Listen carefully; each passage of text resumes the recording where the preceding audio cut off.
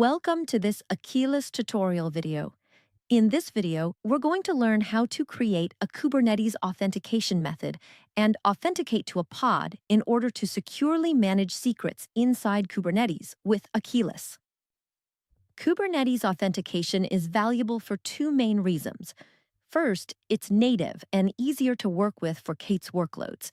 And second, it enables much more specific drill-down policy, segregation, and permissions for namespaces, pods, and more, which is not available natively in Kubernetes. The Kubernetes Auth method uses JWT tokens to authenticate the Kubernetes application, for example, a pod. Throughout the process, this Kubernetes JWT is never shared with Akeyless or any other third party, but only with the Akeyless gateway that is controlled and operated in the customer environment. It is therefore considered a trusted machine. In order to use Kubernetes authentication, you will need to have an Akeyless gateway with network access to the Kubernetes cluster running Kubernetes version 1.21 or later, and access permissions on your gateway to manage the Kubernetes authentication method. There are a few options for creating a Kubernetes auth method. You can use the Akeyless Gateway Service account, a dedicated service account, or a client certificate. For our example, we will use a dedicated service account, which can be used for both cloud-hosted and self-hosted clusters. For other options, feel free to read the docs. Let's go through the process for this demo. First, we have our Kubernetes cluster already running and accessible, as well as our Akeyless gateway.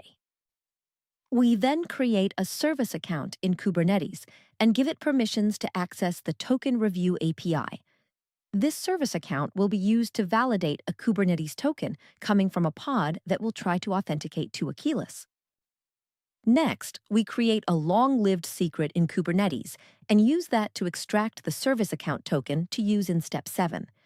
This token is needed so that external systems or applications, such as Akeyless, can authenticate with the Kubernetes API server using that specific service account's identity and permissions.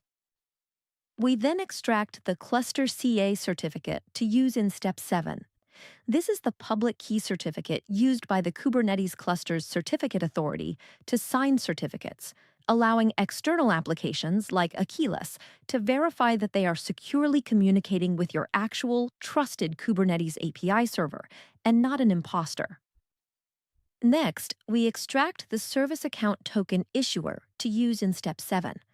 This is the URL that the Kubernetes API server embeds into the tokens it generates, allowing external systems like Akeyless to verify exactly which trusted Kubernetes cluster generated the token.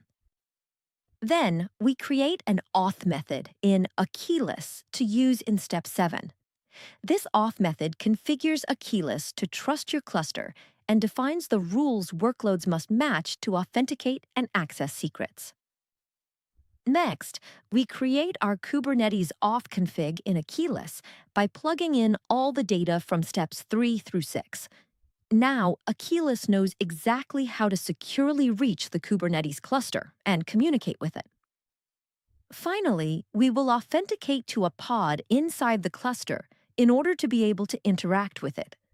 We create a namespace and pod, start a shell session in the pod, install the Akeyless CLI, and then run the final authentication command, which returns an Akeyless token. The end result is the establishment of a secure trust relationship between Kubernetes and your Akeyless gateway. Instead of hard-coding a master password, API key, or static credential inside your application pods, which is a massive security risk, your pods can now use their native, ephemeral Kubernetes identity to prove who they are to Akeyless. And now you can use Akeyless to inject secrets into your Kubernetes pods, use this in your CI/CD pipelines, and more. So let's get started on the demo. Here, you can see our Kubernetes cluster running on AWS. And we have our Akeyless gateway running on the cluster. Let's start by creating a service account inside our Kubernetes cluster named Gateway Token Reviewer, with permission to access the Token Review API. We do this by creating a YAML file and run the kubectl apply command to create it in your cluster. Next, we need to extract the service account token. Kubernetes won't generate secrets automatically for service accounts. So to get the service account token, we create a secret using a YAML file and run kubectl apply to create it in your cluster. Then we extract the token using the secret and save it as an environment variable by running the following command. You could also run the echo command to ensure it worked properly.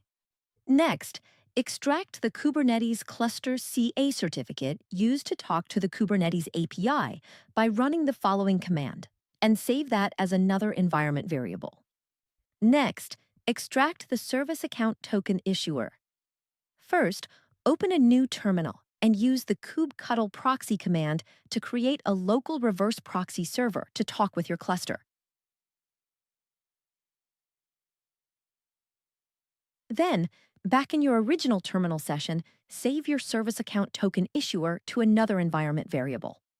Now we will create our Kubernetes Auth method, which will output an access ID and a private key that you also will need for the next step. Run the Akeyless create auth method K8s command in your terminal. Save the access ID and private key as environment variables.